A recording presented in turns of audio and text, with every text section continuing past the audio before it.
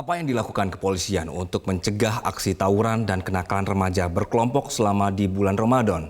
Sudah bergabung dari luar studio Kabid Humas Polda Metro Jaya, Kombes Pol Truno Yudo Wisnu Andiko, serta kita akan menilik kenapa remaja-remaja ini suka sekali tawuran saat Ramadan. Dengan pengamat sosial ada Mbak Devi Rahmawati lewat sambungan telepon. Selamat pagi Pak Kabid dan juga Mbak Devi. Selamat pagi Mas, selamat pagi Mbak Devi. Pagi Mbak Devi. Baik, sambil menunggu Mbak Devi, pemirsa, Anda juga bisa mengutarakan pendapat Anda terkait pembahasan ini di nomor 021 583 99 100, 021 583 99 100.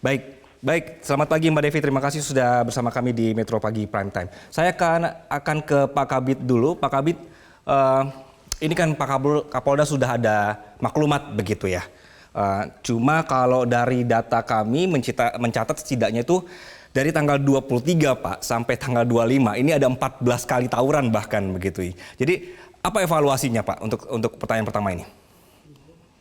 Baik, terima kasih Mas. Kami perlu sampaikan ya, data pada kami sejauh ini ada 9 ya tawuran sampai dengan tadi malam itu di daerah Fatmawati. Jadi perlu kami sampaikan 9 data pada kami ini ada 2 kasus memang yang menjadi laporan dari masyarakat, termasuk adanya CCTV yang memang betul-betul viral, yaitu di daerah Jakarta Timur.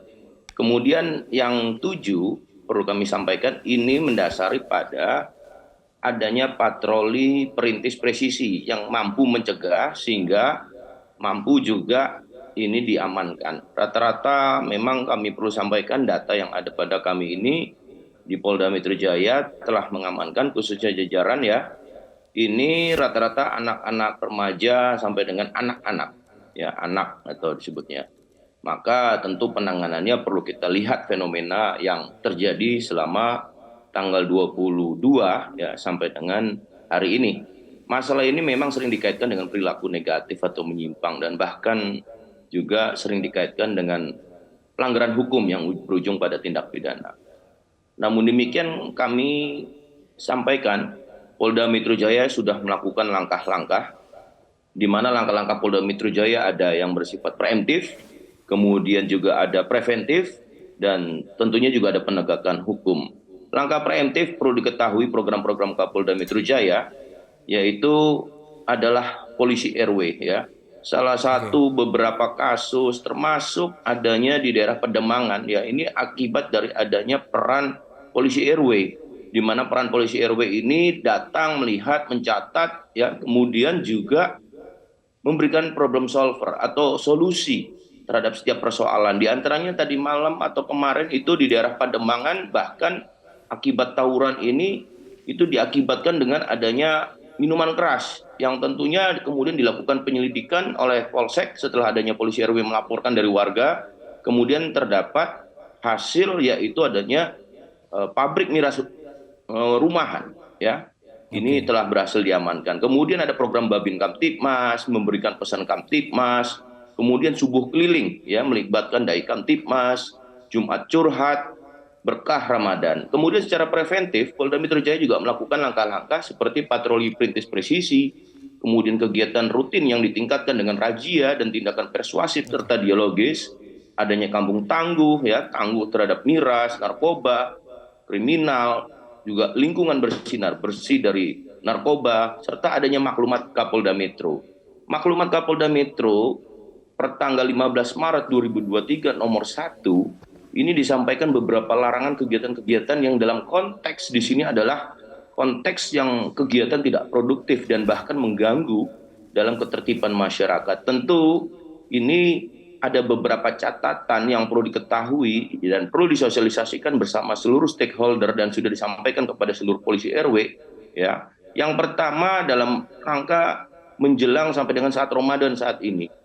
Itu ada beberapa catatan. Nomor 1 pertama adalah terkait dengan arak-arakan ataupun konvoi menggunakan kendaraan. Ini tentu ada kaitan dengan ketertiban ya, mengganggu ketertiban, kemudian keselamatan jiwa berlalu lintas terkait dengan Undang-Undang Nomor 22 Tahun 2009. Kemudian yang kedua terkait dengan petasan ataupun kembang api. Ini juga akan mengganggu kekhusyuan dalam melaksanakan ibadah bulan puasa di Ramadan ini. Kemudian yang ketiga terkait dengan adanya tawuran. Nah, kemudian juga ada kaitan dengan keempat adalah balapan liar. Tawuran ini perlu dilakukan langkah-langkah lagi, ya. Yang khususnya penegakan hukum. Pada proses penegakan hukum ini kan ultimum remedium atau kita bisa sebut juga asas ultimum remedium. Istilah hukum yang biasa dipakai dan diartikan sebagai penerapan sanksi pidana yang merupakan hal terakhir dalam penegakan hukum. Tentu juga penegakan hukum dalam rangka memelihara dan menciptakan rasa keamanan dan ketertiban masyarakat. Begitu Mas, kami sampaikan langkah-langkah yang sudah kami lakukan. Baik. Saya akan ke penelpon dulu. Sudah bergabung bersama kami ada Pak Peter dari Palu. Mbak Devi, nanti saya akan ke Mbak Devi setelah ini ya. Selamat pagi, Pak Peter. Selamat pagi. Jadi begini, saya sebenarnya itu punya solusi dengan maraknya tawuran remaja ini. Jadi yang pertama itu, ketika mereka ditangkap, apakah geng motor atau sementara tawuran, ketika mereka ditangkap itu, langsung dibawa ke markas Kopassus atau markas Marinir. Kemudian di situ mereka dilatih disiplin militer. Bukan dilatih secara bela diri militer. Jangan, itu nanti seperti singa tumbuh sayap. Tapi mereka dilatih disiplin militer, kesadaran bermasyarakat, kesadaran bela negara. Dilatih 3 bulan di markas komando Kopassus. Kemudian pindah 3 bulan dilatih di markas komando Marinir. Saya yakin mereka akan sadar, karena para remaja ini kan hanya mencari jati diri saja. Jadi mereka dilatih 3 bulan.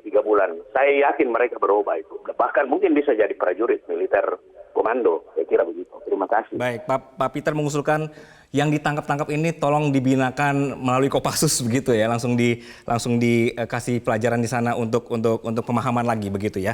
Oke, dari Pak Peter sekarang sudah ada Ibu Ipung di Bali. Ibu, selamat pagi. Pagi Bang, pagi Metro. Iya. Kalau Ibu? saya punya narasi begini Bang, tingginya tingkat tawuran anak-anak remaja sampai bahkan Ramadan itu masih tinggi. Itu bukan saat ini aja, tegar dari lama Bang. Saya puluhan tahun damping anak yang berhadapan dengan hukum. Ini sebenarnya pertama itu adalah pola asuh orang tua yang permisif kepada anaknya dan kurangnya pengawasan kepada anaknya dengan siapa dia belajar, bermain atau berkumpul. Dan kadang orang tua tidak peka kepada anaknya atau karena ingin anaknya dimanja, dibilang paling wah atau paling kaya, diberikan kendaraan bermotor pada saat dia belum waktunya. Bahkan mereka rata-rata tidak punya surat izin mengemudi. Nah itu yang selanjutnya. Terus yang terakhir itu adalah efek jerah. Saya tidak menyalahkan sistem peradilan pidana anak ya Bang ya, Undang-Undang Nomor 11 Tahun 2012. Tapi di situ sebenarnya ada acuan atau pengalihan hukuman kepada orang tua, karena itu kan diatur di Undang-Undang Perlindungan Anak pasal 76C dan pasal 80 jika orang tua melakukan penempatan yang salah kepada anaknya, ada pengalihan hukuman ke orang tua. Sebenarnya jika anak tidak bisa dipidana, pasal Undang-Undang Nomor Sistem Peradilan Pidana kan mengatakan jika umur 0 sampai 12 tahun kan mereka tidak bisa dipenjara, tidak bisa dilanjutkan proses hukumnya, dikenakan tindak kriminal. Terus kalau umur 12 sampai 14 tahun kan tidak bisa dipidana badan. Nah inilah harusnya orang tua yang harusnya mengalihkan hukuman itu, karena ini reaksi atau akibat dari pola asuh orang tua yang salah kepada anaknya. Dan yang terakhir, konten-konten kekerasan kalau bisa diblokir aja dari media atau dari gadgetnya anak-anak pelajar. Satu hal lagi Bang, jika ada kejahatan kepada anak atau kekerasan fisik terhadap anak, tolong, maaf ya bapak dari kepolisian atau aparat atau siapapun hostnya, jangan menceritakan secara detail bagaimana step by step peristiwa itu terjadi. Nah ini akan menjadi edukasi atau pelajaran bagi mereka untuk melakukan hal yang sama. Itu aja Bang, makasih Bang. Baik Ibu Ipung di Bali, pola asuh orang tua seharusnya yang bertanggung jawab seputar ini semua. Kemudian juga kenapa masih kecil sudah punya motor begitu ya, tadi yang di-highlight oleh Ibu Ipung. Mbak Devi, pagi Mbak Devi. Mbak Devi, ini kita melihat jadi ada pola gitu Mbak Devi. Jadi setiap kali menjelang atau di awal Ramadan, tawuran muncul lagi, kenakalan remaja, kelompok ini muncul lagi. Mbak Devi melihat fenomena ini seperti apa? Ya, pertama kita apresiasi tadi masukannya Ibu Ipung, itu saya sepakat 100% dengan apa yang beliau sampaikan. Lalu yang kedua, kenapa kemudian momentum Ramadan salah satunya menjadi hot time gitu ya, masa-masa yang pasti panas gitu. Kenapa? Sederhana. Karena pada jam-jam tersebut remaja memiliki kesempatan untuk berkumpul bersama. Karena studi dari tahun 70-an gitu tentang tawuran, memang ada masa-masanya. Polanya selalu terjadi ketika mereka memiliki keleluasaan untuk berkumpul bersama. Makanya selalu akan menurun kalau misalnya memasuki masa ujian gitu misalnya. Nah, kalau ketika Ramadan, apalagi kemarin awal-awal kan ada libur gitu ya. Nah, ketika libur, ketika pagi-pagi sahur dan sebagainya, anak muda yang memang entitas yang belum punya tanggung jawab, mereka ketika ada waktu luang sedikit saja, itu berbeda dengan kita orang dewasa. Kenapa pelakunya biasa jarang orang dewasa? Karena orang dewasa tentu saja mempersiapkan diri untuk bekerja, atau kemudian pasti sudah memiliki pertimbangan kalau sampai nongkrong segala macam nanti kelelahan, nggak bisa beraktivitas di siang hari dan sebagainya. Nah, oleh karenanya maklumat Polda Metro Jaya itu penting untuk mengurai bahwa memang potensinya dimulai pasti dari kerumunan tersebut. Dan pemicu tawurannya pasti hal-hal yang sederhana. Misal ketika misalnya mereka bergerak dalam kerangka ingin membangunkan warga. Nah, itu bisa jadi antar kelompok itu terjadi ketersinggungan misalnya karena suara yang ini dianggap lebih keras, yang ini merasa suara kentongan kelompoknya tidak terlalu kuat misalnya dan sebagainya karena dari penelitian 2013 misalnya sedikitnya 3S lah kenapa kemudian kalau dari perspektif pelaku gitu ya kenapa mereka tawuran ya, 1 situasi, 2 solidaritas, 3 senioritas. Jadi ada yang ikut tawuran sebenarnya dia nggak mau ikut tawuran, dia betul-betul niatnya untuk mengisi waktu sahur membangunkan warga tapi terjebak pada situasi tawuran. Lalu yang kedua jelas solidaritas. Dan yang ketiga karena ajakan senior-senior yang ada. Oke, menarik. Mbak Devi, kita ingat ya kalau zaman-zaman saya itu adalah, tadi kan poinnya adalah menurut Mbak Devi ada perlu kegiatan tambahan yang positif begitu ya. Saya ingat sekali kita sering sekali menulis yang namanya dakwah ustadz itu ditulis di buku begitu dikumpulkannya. Ini kan bagian dari mempersibuk siswa-siswa yang libur begitu ya. Dan ini kayaknya yang sudah mulai hilang saat ini. Baik, tapi Pak Kabid, Mbak Devi kita akan jeda dulu. Setelah jeda kita akan lanjutkan diskusi di pagi hari ini.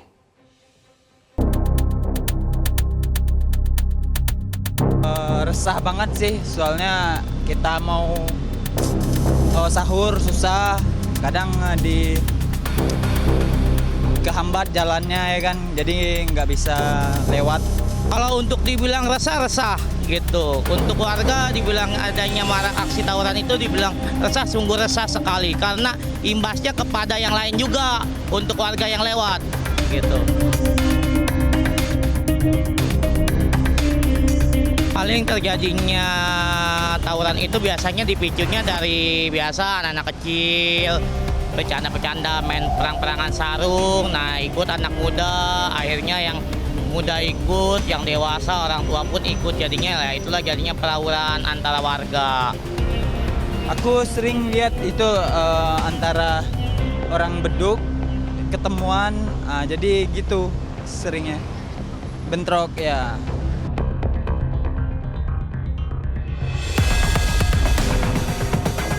Harapannya untuk kepolisian khususnya untuk wilayah Jakarta ya, itu tolong tindak tegas untuk pelaku tawuran, kalaupun dihukum seberat-beratnya apabila sampai terjadi menewaskan seseorang gitu. Tolong hukum seberat-beratnya dan tangkap pelaku yang terlibat tawuran biar dia jerah. Harapannya ya dijagalah biar aman ya kan, gitu aja sih. Baik pemirsa, masih membicarakan marak tawuran di bulan Ramadan. Tadi sudah ada pernyataan dari masyarakat dan kami juga masih bersama dengan pengamat sosial Mbak Devi Rahmawati dan juga Kabid Humas Polda Metro Jaya Pak Truno Yudo. Saya akan sapa dulu Pak Edi di Semarang. Pak Edi, selamat pagi Pak Edi. Pak Edi? Ya. Oke, Pak Edi silakan Pak Edi. Oke. Terima kasih Metro pagi hari. Ya, saya Edi dari Semarang. Itu saya melihat tawuran ini karena hukum tidak tegak. Jadi secara umum itu hukum tidak tegak. Dan keteladanan itu tidak ada. Janji-janji politik juga tidak direalisasikan. Misalnya orang kehilangan kambing tidak akan kehilangan sapi, itu ternyata tidak terrealisasi. Hal-hal semacam ini menyebabkan orang kehilangan keteladanan dan karena hukum tidak tegak. Kalau hukum tegak pasti beda. Jadi tawurannya beda, artinya tidak sampai melukai, mencederai dan bahkan membunuh. Terima kasih. Oke, terima kasih Pak Edi, dan juga sudah ada pagi hari ini kita sudah terhubung dengan Ibu Ratna dari Kepulauan Riau. Ibu Ratna, selamat pagi Ibu Ratna. Selamat pagi, Assalamualaikum warahmatullahi Waalaikumsalam. wabarakatuh. Salam sejahtera, semoga semuanya yang meliputi acara ini mendapat rahmat Allah Subhanahu Wa Taala. Amin, Ananda, amin.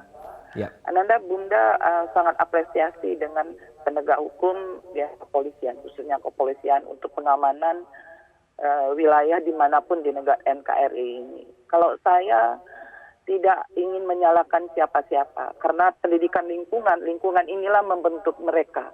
Karena diusahakan mereka banyak di dalam rumah, dari di luar rumah.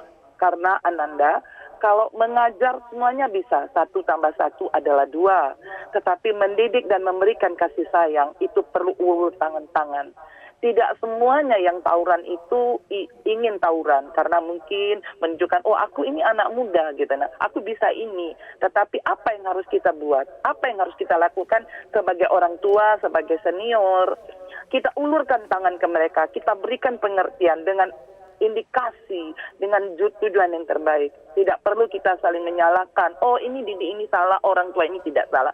Semuanya orang tua di muka dunia ini ingin yang terbaik. Jadi lingkunganlah. Ananda, pembentukan di sini lagi Bunda sampaikan, Kepri khususnya Batam itu dekat dengan negara ASEAN. Alhamdulillah tidak pernah ada tawuran. Karena apa? Batam itu 12 kecamatan. Setiap kecamatan kita punya sumber untuk menegakkan, oh ini begini salah, oh begini bersalah. Karena kita ada alat negara yang paling rendah lah, itu RT dan RW. Dengan ulur tangan kita lah, itu aja yang saya sampaikan. Tidak usah saling menyalahkan. Baik, kita, ayo kita bina bersama. Terima kasih. Baik, terima kasih Ibu Ratna di Kepulauan Riau. Ya. Selalu. Amin. Amin, amin.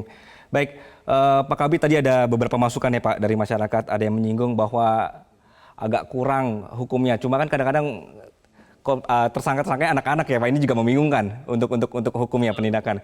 Oke, Pak Kabid, kadang kan yang dipakai alasan remaja ini adalah mereka ingin sahur on the road begitu. Kemudian keluar, kumpul-kumpul dan beraksilah mereka gitu. Nah, bagaimana pengawasannya supaya dari level RT nih Pak, kemudian juga masih efektifkah dengan jumlah personil yang terbatas dengan area potensial tawuran yang luas begitu Pak? Ya, Mas Anggi, tawuran ini tadi saya bisa simpulkan ya, apa yang disampaikan oleh para pemberi informasi, termasuk fenomena yang kami tangkap juga ketika di lapangan. Tawuran ini kan diduga dipengaruhi oleh beragam kondisi ya, seperti di lingkungan tempat tinggalnya, kedekatan dengan orang tua dan anggota keluarga lainnya, ataupun hubungan kelompok, komunitas, serta akses, salah satunya adalah melihat kekerasan di media visual, seperti tayangan di media sosial. Juga tadi disampaikan adanya mencari jati diri atau krisis identitas sehingga penyebab tawuran ini yang pertama. Kemudian adanya krisis entitas, yaitu tokoh atau figur. Munculnya penyimpangan-penyimpangan perilaku tersebut, maka muncul ketika salah memberikan atau mencari suatu figur yang ideal di lingkungannya. Kemudian ada krisis eksistensi, ketika orang tua tidak memberikan pengawasan yang memadai, tentu ini juga menjadi risiko atau faktor internal dari diri sendiri, tidak mampu menyesuaikan diri. Maka tadi disampaikan betapa luasnya. Yang pertama kita ketahui dulu peran yang kami sampaikan tadi dalam rangka mencari jati diri anak-anak ataupun remaja. Pak Kapolda Metro Jaya dalam kebijakan 1 polisi 1 RW, di mana wilayah hukum Polda Metro ada wilayah DKI termasuk aglomerasi ya, ini sekitar 9.000 Polri yang harus diterjunkan. Maka Pak Kapolda Metro Jaya sudah menerjunkan dari tingkat Polres, Polsek, termasuk Polda ketika ada kekurangan atau kekosongan di tingkat RW, maka terpenuhi untuk secara keseluruhan. Sehingga para polisi RW ini datang, kemudian melihat, mencatat, dan merasakan dan kemudian mencari solusi bersama-sama dengan para tokoh-tokoh setingkat RW. Tentu ini menjadi suatu prioritas yang tadinya awalnya adanya kampung tangguh ya dalam rangka menangani COVID. Kemudian setelah COVID endemi tentu terkait dengan kriminalitas, miras, termasuk juga narkoba ya. Nah, ketika ada 9.000 sekian RW yang terpenuhi personil dari Polda Metro Jaya, kemudian juga ada setiap malam hampir 2.000 sampai dengan 3.000 gelaran personil Polda Metro Jaya melakukan pelayanan Kamtipmas di malam hari. Ya, dari Sabara, kemudian dari Brimob, kemudian juga dari Reserse, seluruhnya turun dalam rangka memberikan efek-efek khususnya adalah preventive deterrent ya, sebelum menjadi efek deteran terkait dengan penegakan hukum, di mana mencegah ini paling mulia, walaupun mengungkap ataupun melakukan penegakan hukum ini suatu kebanggaan, tetapi yang lebih mulia adalah bagaimana melakukan pencegahan, ini yang disampaikan oleh Pak Kapolda Metro. Kemudian Mas Anggi, dalam eksistensi kegiatan ini tadi perlu disampaikan juga benar, di kegiatan keagamaan sebagai salah satu solusi, ajang adu talent positif lah. Seperti mengisi hari libur sekolah, bulan Ramadan dengan kegiatan dulu ada mondok atau santri kilat ya di sekolahan, di masjid. Ya, tentu ini menjadi juga peran tokoh-tokoh di tingkat RW, di mana polisi RW nanti akan mencatatkan, memberikan solusi. Tentu para tokoh-tokoh agama di tingkat RW juga menjadi suatu bagaimana ini perhatian publik atau perhatian bersama ya. Baik, Polri tentunya akan melakukan kegiatan-kegiatan yang kami sampaikan tadi dengan keterbatasan personil, tentunya juga tidak terlepas dari peran dan kolaboratif ya antara Polda Metro Jaya, Kodam Jaya, dan juga adanya Pemda DKI, Mas Anggi. Baik, jadi seharusnya tidak ada masalah dengan urusan personil tadi ya Pak, karena sudah ada RT, RW juga yang terlibat di sini. Baik, Pak Kabid dan Mbak Devi, kita akan jeda kembali, nanti akan kita lanjutkan diskusi kita. Kita kembali berdiskusi di pagi hari ini, Mbak Devi. Masih bersama kami, Mbak Devi? Ya. Mbak Devi, bicara soal tawuran ini, sebenarnya Mbak Devi melihat apa yang membuat anak-anak remaja ini menjadi berani untuk melukai orang lain ketika mereka dalam kelompok, Mbak Devi? Ya, jelas. Kalau kan gini, tawuran itu kalau dari literatur yang ada dari tahun 1862 gitu ya, artinya adalah to pay for atau to redeem, artinya penebusan hutang gitu ya. Nah, kemudian kalau kemudian ini dimaknai menjadi satu hal yang baru terkait dengan hutang kekerasan, itu memang dimulai seiring dengan masa di mana munculnya sekolah yang kemudian memungkinkan anak-anak muda itu berkumpul secara masif gitu. Nah, kenapa kemudian kok sepertinya sangat brutal gitu ya, dan ini bukan cuma hari ini. Kalau catatan-catatan penelitian dari tahun 80 dan sebagainya, ini memang karena urusan identitas gitu, dan mereka tuh bahkan dulu itu sampai punya ada doktrin itu dari dulu nih. Ada 3 doktrin mereka, yaitu musuhi polisi, lawan orang tua, lakukan kejahatan di tengah malam. Kenapa tengah malam ya tadi? Otomatis kalau tengah malam kan orang dewasa sudah beristirahat, kapasitas aparat dan sebagainya juga sedikit mereda dan sebagainya. Nah, oleh karenanya praktik di DKI dengan adanya polisi RW di mana itu menggerakkan seluruh elemen masyarakat, artinya tidak bisa semua diserahkan kepada kepolisian. Ini menarik, bahkan sepengetahuan saya jauh sebelum polisi RW, Polda Metro Jaya sudah punya yang namanya program Ada Polisi. Ini bahkan berkat program ini tawuran itu sebenarnya menurun gitu ya, artinya dibandingkan tahun-tahun sebelumnya. Nah, ini yang memang kemudian kita perlu sadar, karena biasanya kalau ditanya motifnya apa, ya sederhana. Mereka ingin menunjukkan bahwa mereka tuh solid dan kuat.